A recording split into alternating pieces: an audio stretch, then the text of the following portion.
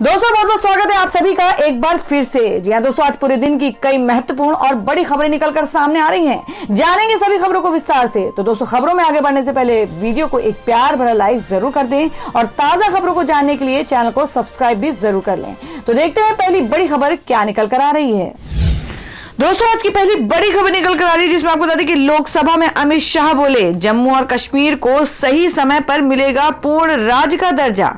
जी हां, आपको बता दें कि बजट सत्र के दौरान लोकसभा में गृह मंत्री अमित शाह ने लोकसभा में जम्मू कश्मीर पुनर्गठन संशोधन विधेयक 2021 बिल पर शाह ने कहा कि इस बिल में ऐसा कहीं भी नहीं लिखा है कि इसमें जम्मू कश्मीर को पूर्ण राज्य का दर्जा नहीं मिलेगा। शाह ने कहा कि मैं फिर से कहता हूं कि इस बिल का जम्मू कश्मीर के पूर्ण राज्य का दर्जा से कोई संबंध नहीं है। उपयुक्त समय पर प्रदेश को राज्य का दर्जा दिया जाएगा। शाह ने कहा कि कई सांसदों ने कहा कि जम्मू और कश्मीर पुनर्गठन संशोधन विधेयक 2021 लाने का मतलब है कि जम्मू कश्मीर को राज्य का दर्जा नहीं मिलेगा। मैं बिल की अगुवाई कर रहा हूं, मैं इसे लाया हूं, मैंने इरादे स्पष्ट कर दिए हैं। कहीं नहीं लिखा है कि जम्मू कश्मीर को राज्य का दर्जा नहीं मिलेगा। आप कहां से निष्कर्ष निकाल रहे हैं? गृह मंत्री ने AIMIM प्रमुख असदुद्दीन ओवैसी की टिप्पणी पर कहा। असदुद्दीन ओवैसी ने कहा कि केंद्र शासित प्रदेश में 2G से 4G इंटरनेट सेवाएं विदेशियों के दबाव में बहाल की हैं। उनको पता नहीं है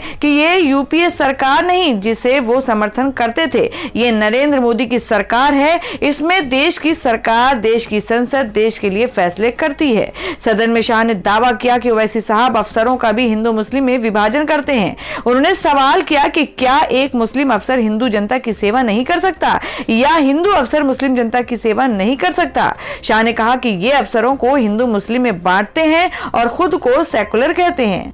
और दोस्तों में अगली बड़ी खबर निकल कर आ रही है महाराष्ट्र से। जी आपको बता दें कि शिवसेना का राज्यपाल कोश्यारी पर हमला, कहा उनका बर्ताव कठपुतली जैसा, केंद्र वापस बुलाए।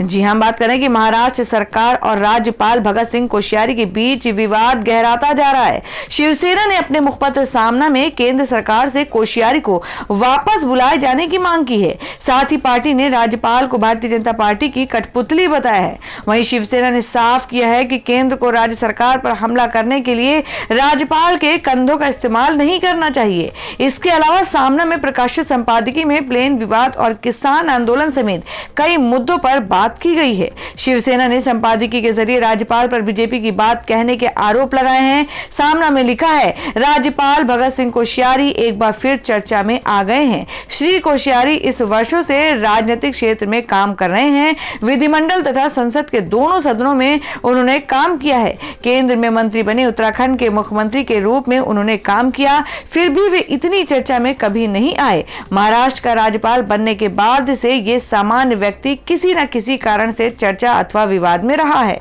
और दोस्तों में अगली खबर निकल कर है जो कि किसान आंदोलन को लेकर है। जी आपको बता दें कि किसान और तेज करेंगे आंदोलन, अगले हफ्ते रेल रोको और मशाल जुलूस की योजना।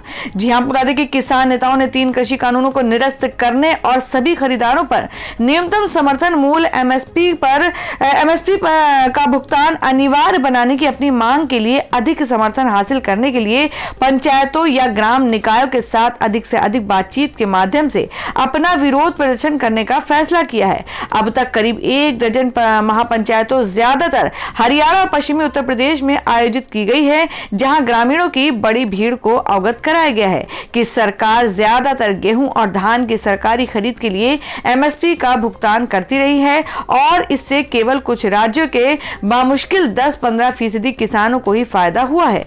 अखिल भारतीय किसान सभा के नेता और पूर्व सांसद हन्नान मोल्ला कहते हैं, प्रधानमंत्री सहित सरकार ने MSP को जारी रखने का वादा किया है। वास्तविकता यह है कि निजी पार्टियों द्वारा खरीद के लिए MSP को अनिवार्य बनाने की हमारी मांग को संबोधित करने का कोई प्रयास नहीं किया गया है, जैसा कि वर्तमान व्यवस्था के तहत केवल कुछ ही प्रतिशत किसानों को लाभ होता है।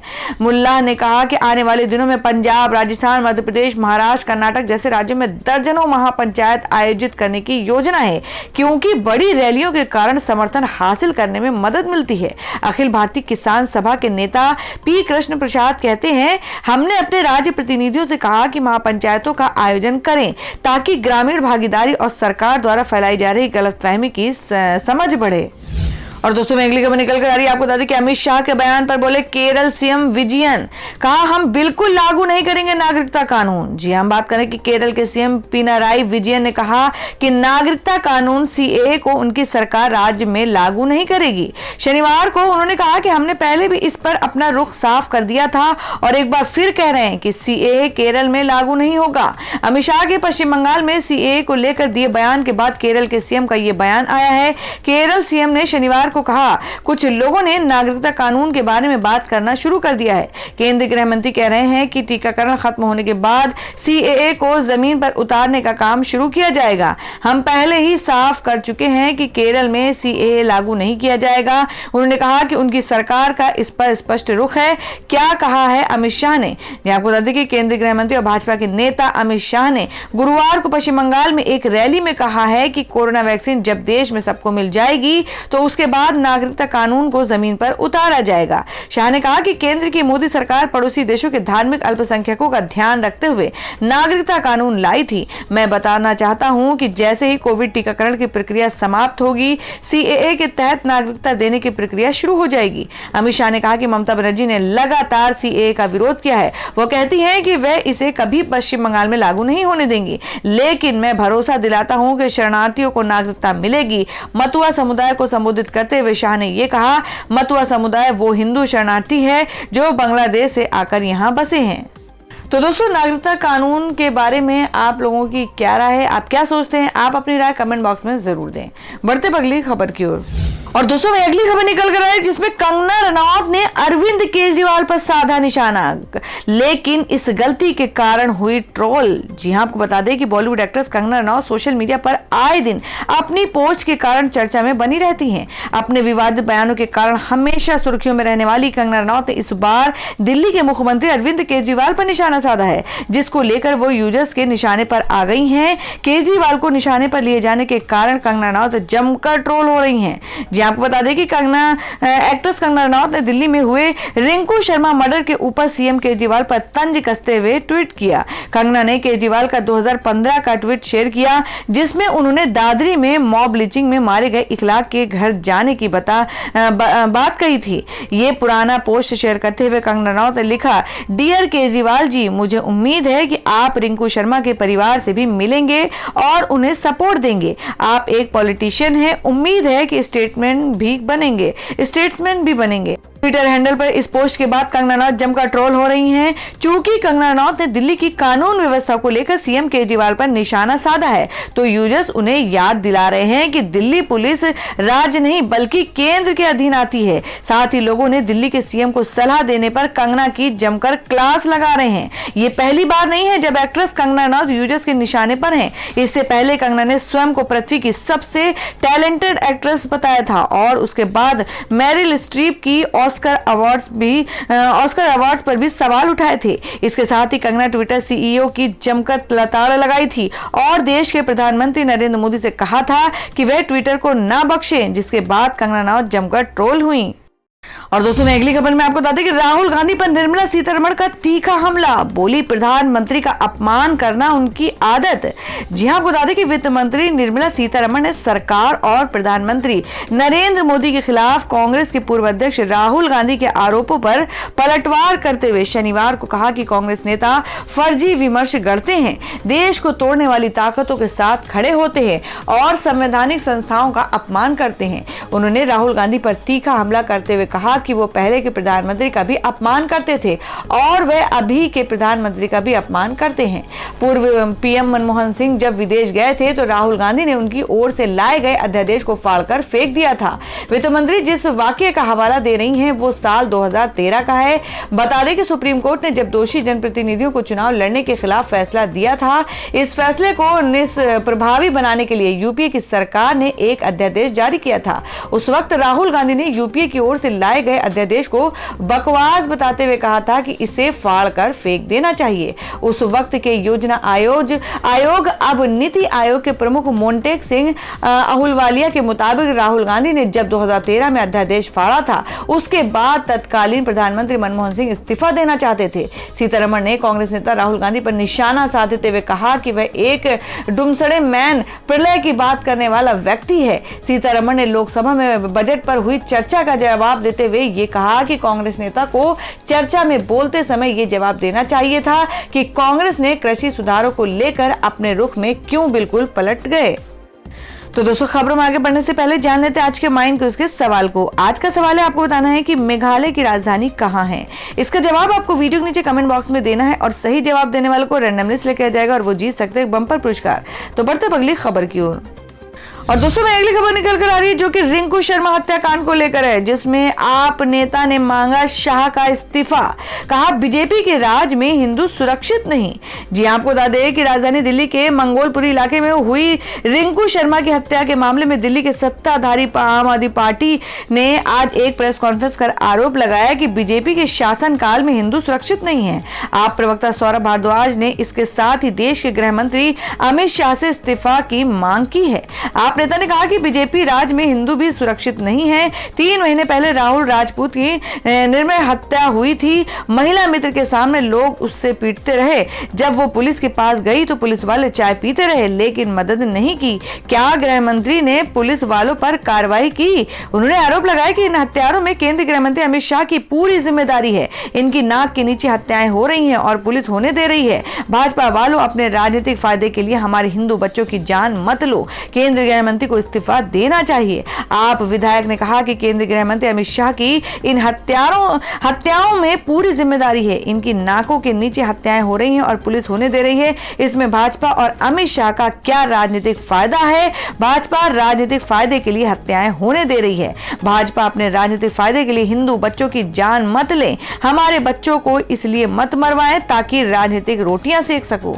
और दोस्तों, में अगली खबर निकल कर आ रही है बिहार से। जी आपको बता दें कि प्रशांत किशोर के मकान पर चला सरकार का बुलडोजर। जदयू से तोड़ नाता दे रहे हैं ममता का साथ।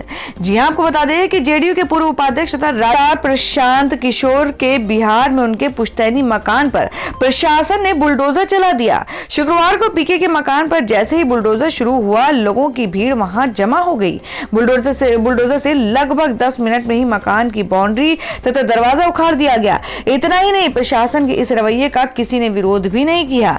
जनता भी प्रशांत किशोर का यह पुश्तैनी मकान है जिसका निर्माण उनके पिता श्रीकांत पांडे ने करवाया था। हालांकि पीके अब यहां पर नहीं रहते हैं। प्रशासन के अनुसार बिहार में अहिरौली के समीप राजमार्ग 84 के 4 लेन किए जाने के बाद इस भूमि पर कब्जा कर लिया गया था, जिसका मुआवजा अभी तक नहीं दिया गया है, जिसकी वजह से उनके इस मकान पर बुलडोजर चलाया गया था। वहीं प्रशांत की ओर से भी इस मामले पर अभी तक कोई प्रतिक्रिया नहीं आई है। बता दें कि प्रशांत किशोर बिहार के मुख्यमंत्री नीतीश कुमार के करीबी रह चुके हैं। बिहार में उन्हें कैबिनेट मंत्री का दर्जा भी दिया गया है। इसके साथ ही उन्हें जेडीयू का उपाध्यक्ष भी बनाया गया था, लेकिन एनआरसी के मुद्दे पर उनके और सीएम के बीच कहासुनी के बाद उन्होंने जेडीयू को छोड़ दिया। बक्सर के मूल निवासी प्रशांत किशोर कई राजनेताओं को अपनी रणनीतिक सूझबूझ से मुख्यमंत्री बना चुके हैं। बिहार चुनाव 2015 में नीतीश के जीतने का श्रेय भी प्रशांत को जाता है। इसके साथ ही वे प्रधानमंत्री के चुनाव में नरेंद्र मोदी, दिल्ली चुनाव में अरविंद केजरीवाल और अब बंगाल चुनाव में ममता बनर्जी को अपनी सेवाएं दे रहे हैं। और दोस्तों, मैं अगली बड़ी खबर में आपको बताती कि गाजीपुर बॉर्डर पहुंची महात्मा गांधी की पोती तारा गांधी। बोली किसान के हित में देश का हित। जी हम बात करें कि महात्मा गांधी की पोती तारा गांधी भट्टाचार्य केंद्र के विवादास्पद कृषि कानूनों के खिलाफ चल रहे किसान आंदोलन का समर्थन करने के लिए शनिवार को गाजीपुर बॉर्डर पहुंची। गाजीपुर बॉर्डर पर प्रदर्शनकारी किसानों से तारा गांधी ने विरोध प्रदर्शन के दौरान शांति बनाए रखने की अपील की। साथ ही उन्होंने सरकार से कृषक समुदाय के सूद लेने का भी अनुरोध किया। उनके साथ गांधी स्मारक निधि के अध्यक्ष रामचंद्र राही, ऑल इंडिया सर्व सेवा संघ के प्रबंधक न्यासी अशोक सरन, गांधी स्मारक निधि के निदेशक संजय सिंह और राष्ट्रीय गांधी संग्रहालय के निदेशक अन्नामलाई भी गाजीपुर बॉर्डर पर पहुंचे थे। और दोस्तों में अगली खबर निकल कर आई जिसमें हरियाणा के कृषि मंत्री का विवादित बयान। कहा जो किसान मरे हैं अगर घर पर होते तो भी मरते। जी आपको बता दें कि हरियाणा के कृषि मंत्री जेपी दलाल ने किसानों को लेकर एक विवादित बयान दिया है। उन्होंने शनिवार दोपहर भिवानी रेस्ट हाउस में आयोजित प्रेस कॉन्फ्रेंस में आंदोलन के दौरान मरने वाले किसानों को लेकर कहा ये घर में होते तो भी मरते, जो आज घर में है वे नहीं मर रहे क्या? कोई हार्ट अटैक से मर रहा तो कोई बीमारी से। उनको इस बयान के बाद हरियाणा की राजनीति गर्मा गई है और कांग्रेस के राष्ट्रीय प्रवक्ता और वरिष्ठ नेता रणदीप सुरजेवाला ने ट्वीट कर इस बयान की तीखी आलोचना की है। आप नेता संजय सिंह ने जेपी दलाल को बेशरम नेता तक कह डाला। दरअसल भिवानी रेस्ट हाउस में आयोजित प्रेस कॉन्फ्रेंस में उनसे सवाल किया गया था कि अगर कहीं दुर्घटना में 10 मौतें होती हैं तो प्रधानमंत्री संवेदना जताते हैं, लेकिन 200 किसानों की मौत पर भी उनकी ओर से कोई ट्वीट नहीं आया। पत्रकार के इस सवाल पर जेपी दलाल ने कहा कि ये जो 200 किसान मरे हैं अगर घर पर होते तो भी मरते। उन्होंने कहा लाख 2 लाख में से 200 6 महीने में नहीं मरते हैं क्या? कोई हार्ट अटैक से मर रहा है, कोई बुखार से मर रहा है। इसके बाद उन्होंने कहा मुझे ये बता दो कि हिंदुस्तान की एवरेज उम्र कितनी है और साल के कितने मरते हैं, उसी अनुपात में मरे हैं। उन्होंने कहा कि ये एक्सीडेंट में नहीं मरे हैं, स्वेच्छा से मरे हैं। संवेदना प्रकट करने के सवाल पर हंसते हुए जेपी दलाल ने कहा कि मरे हुए के प्रति मेरी पूरी हार्दिक संवेदना है। और दोस्तों में अगली खबर निकल कर आई जिसमें रविशंकर प्रसाद ने राज्यसभा में दी जानकारी। कहा इस्लाम या ईसाई धर्म अपनाने पर आरक्षण का लाभ नहीं। जी आपको बता दें कि कानून मंत्री रविशंकर प्रसाद ने राज्यसभा को बताया कि अनुसूचित जाति के जिन लोगों ने इस्लाम या ईसाई धर्म अपना लिया है वे आरक्षण के लाभ का दावा नहीं कर सकते हैं। इतना ही नहीं, ऐसे लोग अनुसूचित जाति के लिए आरक्षित सीटों से संसद और विधानसभा का चुनाव लड़ने के योग्य भी नहीं माने जाएंगे। भाजपा सांसद जीवीएल नरसिम्हा राव द्वारा पूछे गए एक सवाल के जवाब में प्रसाद ने स्पष्ट किया कि हिंदू, सिख और बौद्ध मत को मानने वाले लोग ही अनुसूचित जाति के लिए आरक्षित सीट से चुनाव लड़ने के योग्य माने जाएंगे। इसके अलावा आरक्षण का लाभ भी ऐसे लोगों को ही मिलेगा। प्रसाद ने कहा कि हिंदू, सिख और बौद्ध मत से अलग धर्म मानने वाले लोगों को अनुसूचित जाति का सदस्य नहीं माना जाएगा। हालांकि उन्होंने बताया कि इस्लाम और ईसाई धर्म अपना चुके अनुसूचित जाति जनजाति के सदस्यों को संसद या विधानसभा चुनाव लड़ने से रोकने के लिए जनप्रतिनिधित्व अधिनियम में संशोधन का कोई प्रस्ताव नहीं है। केंद्रीय मंत्री ने स्पष्ट कहा कि हिंदुत्व को मानने वालों और इस्लाम या ईसाई धर्म अपना चुके लोगों के बीच स्पष्ट विभाजन नजर आता है। और दोस्तों मैं अगली खबर में जान लेते क्या है देश भर में मौसम के ताजा हालात। जी आपको बता दें कि घने कोहरे के बीच ठंड की वापसी। पश्चिमी विक्षोभ के चलते इन राज्यों में है बारिश का अनुमान। जी हम बात करें कि दिल्ली एनसीआर में मौसम ने एक बार फिर करवट लिया है। दिन में हो रही तेज धूप से लोगों को सर्दी से राहत मिली हुई है। वहीं सुबह और रात के दौरान घना कोहरा छा जाने से मौसम ठंडा हो गया है। शनिवार सुबह कोहरे की मोटी चादर दिल्ली में छा गई, जिसकी दृश्यता सुबह 8:30 बजे सफदरजंग से 50 मीटर और पालम में 250 मीटर दर्ज की गई। दिल्ली का न्यूनतम तापमान 10.8 डिग्री सेल्सियस दर्ज किया गया। अधिकतम तापमान 27 डिग्री सेल्सियस के आसपास रहने की संभावना है।